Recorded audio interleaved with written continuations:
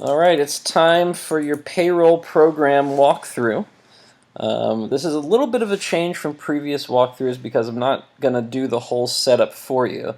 If you look, I've set up a quick form for your project.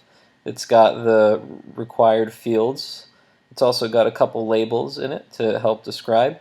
And you'll notice that I've made this big blank space. That's going to be for our table that we're going to put into this program to hold all of our data. So that's all set up. I've changed the variable names already, like we've done many times before.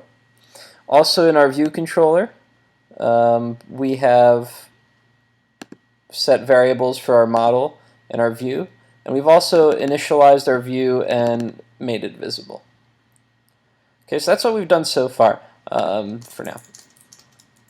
All right, so how are we going to do this? We're going to use a new Swing component called a table that you haven't seen before.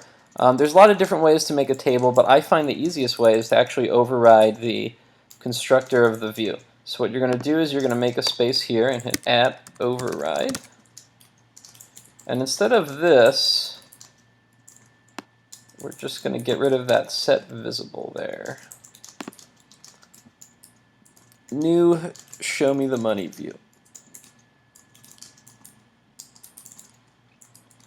Okay, that's going to allow us to come on up here in our class constructor and do some stuff. All right, now it's really important that we do this above the init components line because that's going to actually stop what we're doing and initialize all these and make them visible, and none of our code will work. So we want to put all our initialization code up here. All right, so we're going to need a few variables. First thing we're going to need is a table. So let's make a JTable.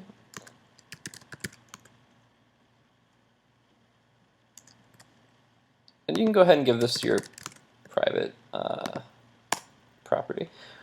We're also going to need a model for the table. Now, tables are neat because they have their own model classes, so you don't actually need to make your own. So you can just type private, and then I think it's default table model. And you do have to do some imports here, by the way. So we are importing javax.swing.star, which is everything else after swing. Default table model is also something. I forgot what it was, though. It's a thing, though.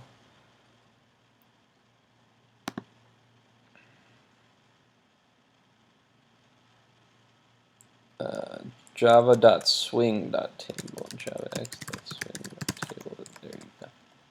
Okay, so you need to make sure you import these two lines to use what we're gonna take here. All right, so we've got our table and our default table model. Now I'm linking to you some source code to initialize a table in the description, but I'm actually kind of just following a pretty simple example that I'm gonna pull up here, and again you can see the link in the description. But this is essentially just the basic code. So what you're doing here is the first thing that you're doing is you're creating your model for your data. Okay, remember that you want to have the data all set before you create the table. So default table models look a little bit like this. And they take two arguments. They take a column header and a data argument. So the first thing we need to do is make the column headers, which is an array of strings.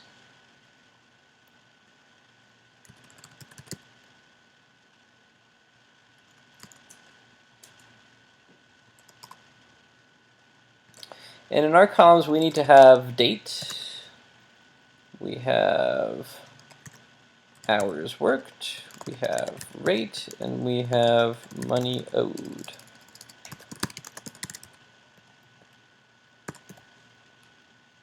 All right. We also need to create our data object, which is going to be empty at first, but we do need to create it. So the data object in the model looks a little bit like this. And it's a multi-dimensional array, so you get two brackets there.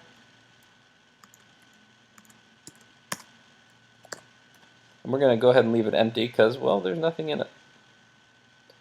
All right, first argument in your model constructor is the columns, second is the data. Maybe I got that wrong. There you go. I lied. It's the other way around. Data first, column second. All right, cool. So we have our model for our data table. Now we need to create our table.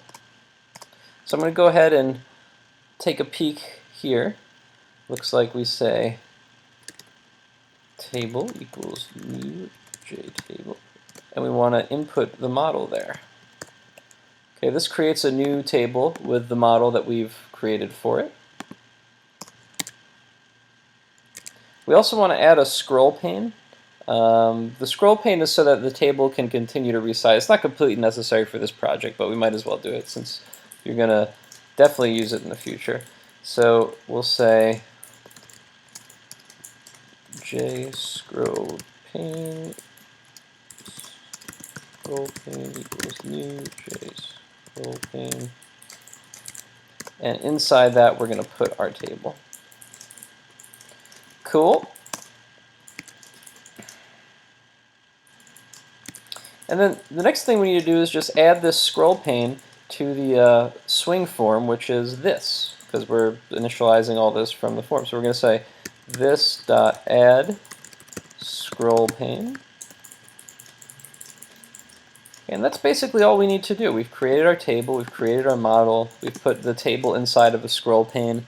Now we need to add that scroll pane to the current window. And then finally we can do init components because this is all done, and then we can say this set visible true to make it appear on the screen. Alright, so if all goes according to plan and we run our code here, we should see a table with just column headers and nothing else. So let's go ahead and do that and hope it works.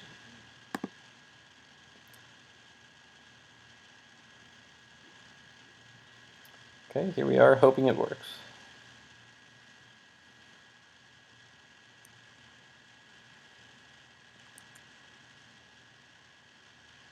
Did not work. What did we miss? This.add. One sec. Right here. This.pack. Right over init components. So if you do this.pack, you'll go ahead and see your table with your column headers. And it's okay that the width is a little funky right now. We're not working so much on design here. So you can just kind of drag out your window a little bit to reveal the rest of it.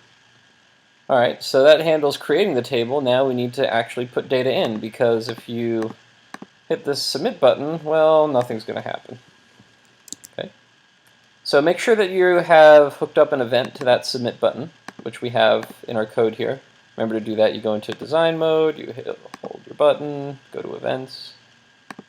Alright, so normally we'd have to update our applications model, and in most instances where you use a table you will, but we're going for simplicity here, and the data has its own model, and we can actually just straight update that, which is kind of nifty. So the first thing we have to do is get that model out of the table. So what we can say is we can say default table model equals, we have to go to name, table model. Okay, this line here will get the model out of the table. You do have to typecast it to default table model, like so, to almost trick the program into thinking it's of a certain type. So there's that. And we can actually add rows to this by saying table model dot add, not table dot model, just table model dot add. And we'd have to have some data to put in here to actually add. So you'll recall that the datas are the data object here is a multi-dimensional array, so it's actually an array of objects. So we're going to create a new object, and we'll call this new row. Right? Now it goes date, so the first thing we're going to need to do is get our date. So we can say the date is a string. String date equals, it's in our date field, and we need to get the text out of it. Alright, so the first entry here is date. Next one, I think, was hours. So we can say string hours equal hours field dot get some text, and we can go ahead and put those. The next one was the hourly rate. So we can go ahead and do something similar. And the last one was the money owed, and we're actually going to have to calculate that ourselves. So we have to use a little bit of our knowledge of numbers here, because money is going to be including a decimal point. We can't use integers. So we have to do some math, and probably using floats here since it's not going to be a big number. So first let's get the number of hours worked. Oh, we already did that. Okay. So first let's make sure those hours are in float form. And to convert strings to float, you can use float.parseFloat, like that. So we can actually do this all in one line. We can say float money owed equals, we're going to parse the hours multiplied by the rate. Right, so the amount of money owed to this imaginary person is the hours times the hourly rate. And then finally we're going to want to convert that back to a string to put into our table, because it's a good idea to keep all your table data types the same. So we'll call this a money string, and you can do the same thing except toString. Like such. We'll go ahead and put that in here. And that should be all we need. Alright. Finally, we can go ahead and add this new row to our table model. We can say table model dot add row, and it's a new row. Alright, so if you go ahead and run,